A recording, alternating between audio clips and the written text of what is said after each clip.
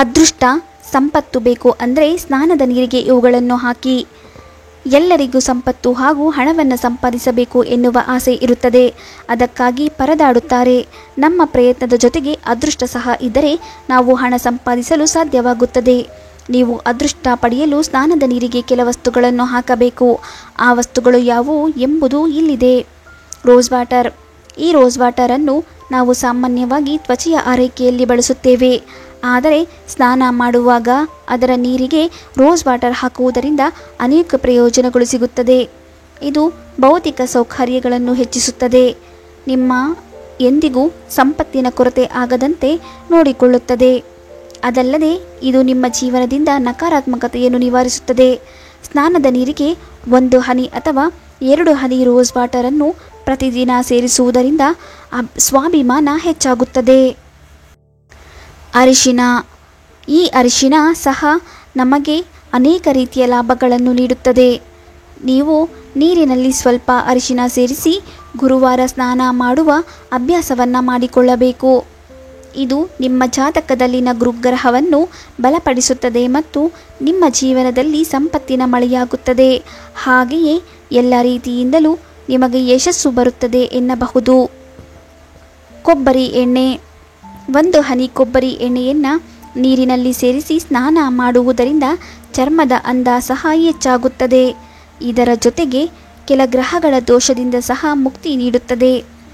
ಈ ಕಾರಣದಿಂದಾಗಿ ನಿಮ್ಮ ಹಣೆ ಬರಹದಲ್ಲಿ ಸಕಾರಾತ್ಮಕತೆ ಬದಲಾವಣೆಗಳನ್ನು ನೀವು ಅನುಭವಿಸಬಹುದು. ಇದು ನಿಮ್ಮ ಅದೃಷ್ಟವನ್ನು ಸಹ ಈ ಸಮಯದಲ್ಲಿ ಹೆಚ್ಚಿಸುತ್ತದೆ ಎನ್ನುವ ನಂಬಿಕೆ ಇದೆ. ಉಪ್ಪು. ಜ್ಯೋತಿಷ್ಯದ ಪ್ರಕಾರ ಶನಿವಾರ ಮತ್ತು ಮಂಗಳವಾರ ಸ್ನಾನದ ನೀರಿನಲ್ಲಿ ಉಪ್ಪು ಬೆರೆಸಿ ಸ್ನಾನ ಮಾಡಿ. ಇದು ನಿಮ್ಮೊಳಗಿನ ಸಕಾರಾತ್ಮಕ ಶಕ್ತಿಯನ್ನು ತೆಗೆದುಹಾಕುತ್ತದೆ ಮತ್ತು ಧನಾತ್ಮಕತೆಯನ್ನು ಹೆಚ್ಚಿಸುತ್ತದೆ.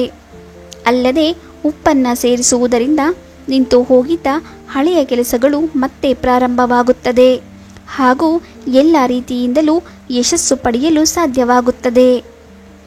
ಹಾಲು. ನಮ್ಮ ಶಾಸ್ತ್ರದಲ್ಲಿ ಹಸಿ ಹಾಲನ್ನು ಸ್ನಾನದ ನೀರಿಗೆ ಹಾಕಿ ಅದನ್ನು ಬಳಸುವುದರಿಂದ ಅನೇಕ ರೋಗಗಳಿಂದ ಮುಕ್ತಿ ಸಿಗುತ್ತದೆ. ಇದು ನಿಮ್ಮ ಜೀವನದಲ್ಲಿನ ದೊಡ್ಡ ದೊಡ್ಡ ಕಷ್ಟಗಳನ್ನು ಸಹ ಪರಿಹಾರ ಮಾಡುತ್ತದೆ. ವ್ಯಕ್ತಿಯು ಹೆಚ್ಚು ಕಾಲ ಬದುಕಬಹುದು ಎನ್ನುವ ನಂಬಿಕೆ ಇದೆ. ಸೋಮವಾರ ಸ್ನಾನ ಮಾಡುವಾಗ ನೀರಿನಲ್ಲಿ ಹಾಲು ಸೇರಿಸಿ.